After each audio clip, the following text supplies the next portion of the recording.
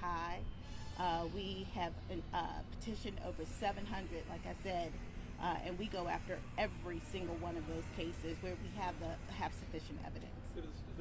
The report from the judiciary Yeah. shows Yeah, 81% no prosecutors. yeah, we believe that there are some issues with the reporting from our clerk's office with respect to that, and so we are working to address those issues because I think what you're talking about is the district court numbers. I think that's what it is. It's also which are what I'm asking is, are these laws contributing to an inability to prosecute? These laws are not the laws that we are talking about changing, the juvenile laws as well as the gang statute. Now I can say that the gang statute, the expansion that we need is important because a lot of the cases that we're seeing involve individuals who we can't prove the more serious offense for, but that we are moving forward on, say, we may null process the felony charges and move forward on the misdemeanor charges. So we want to be able to expand the gang statute so that we can include those individuals who may be caught, who we don't have the evidence for the felony. We can at least include them in as part of the gang statute, as part of the underlying offense in the gang statute, to hold them accountable for the more serious offense. But we can talk after. I have a question for you about the Child Interrogation Protection Act.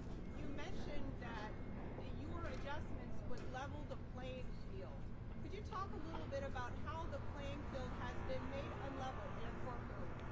Well, exactly. Like, for instance, God forbid if anything ever happened to my child and the police had my child there, I would have the financial means to ensure that an attorney was sitting right next to my child. Remember, having been a criminal defense attorney, I was the one to receive those calls from a number of parents. So I know what it's like when you go in there, when you're speaking to your client, when you're having that conversation, and say, for instance, the hypothetical, there are 4 kids in a car.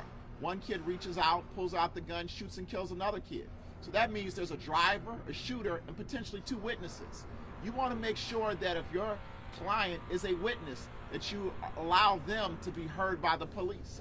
But if their telephone calls a public defender who says you can't talk to my client, then as the prosecution, I'm charging everybody in that car. I want to make sure that you level the playing field. The individual, just because you can afford an attorney for your child, does not mean that your child should only be the one that's heard.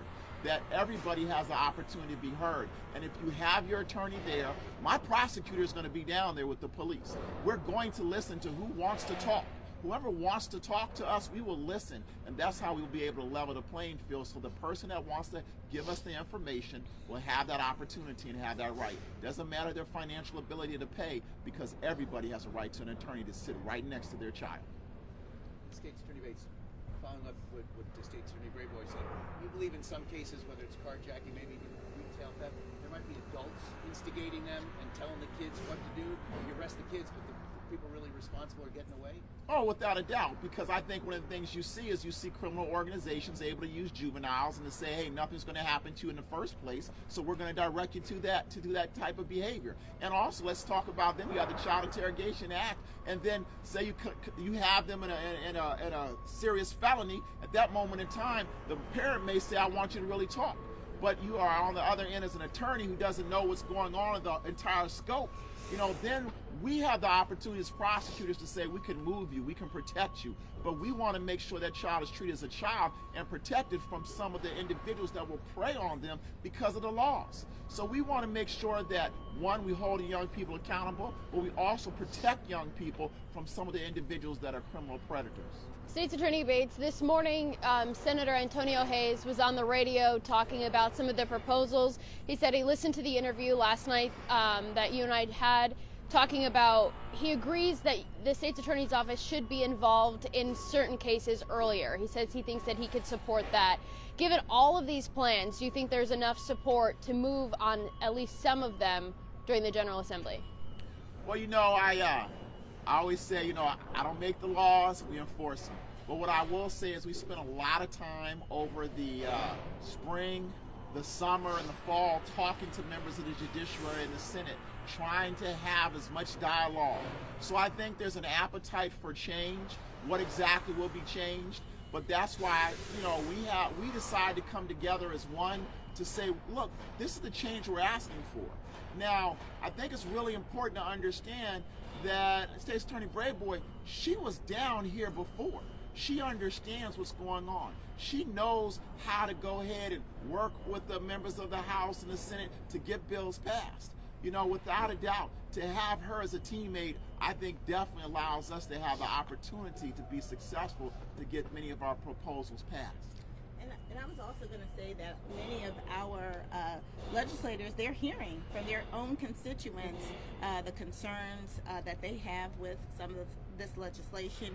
And in fact, Senator Ron Watson held a very powerful community forum in Bowie, at Bowie State University, where many residents reviewed proposals to change legislation here in Annapolis that really supported stiffer penalties and also greater opportunities for state's attorney's offices to be involved in decision making at an earlier stage in the process. So we believe that there is an appetite here in Annapolis for change. Do you have sponsors for any of the bills?